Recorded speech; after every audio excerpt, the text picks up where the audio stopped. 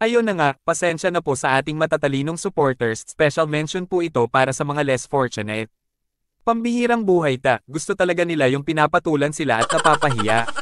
Kasi naman, nagpaliwanag na ko pero hindi talaga makontento.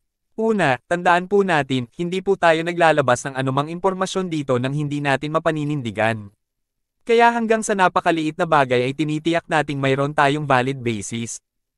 Ibahin nila tayo dito. Magbigay man po tayo ng opinyon, tinitiyak nating may basehan pa rin ang ating argumento. Hindi lang logic, critical thinking, at kung ano-ano pang thinking yan ang ginagamit natin dito.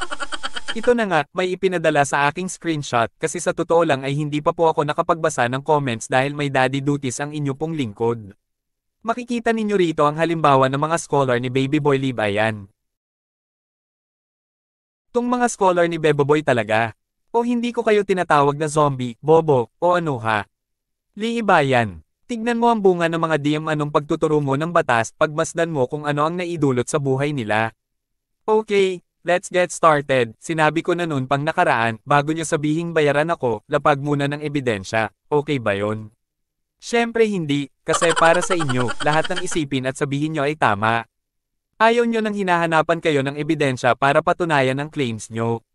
What else? Ayong hindi ko pagtawag kay Kuya Benji as mayor dahil ayon sa'yo ikaw wala ng paggalang pero pag kay Melo Yap at Senator Raffy Tulfo ay okay lang dahil deserve nila. Nako, guguno na ba ang mundo at kinukumpranten ako ng tagahatol?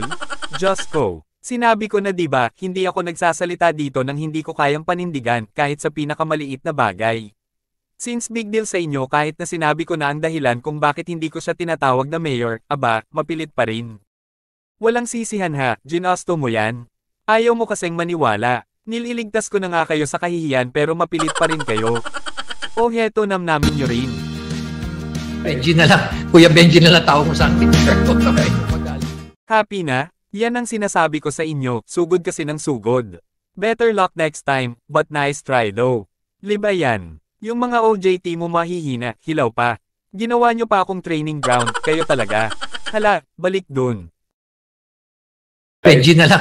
Kuya Benji na lang tawag mo sa akin. Magalit. Busted!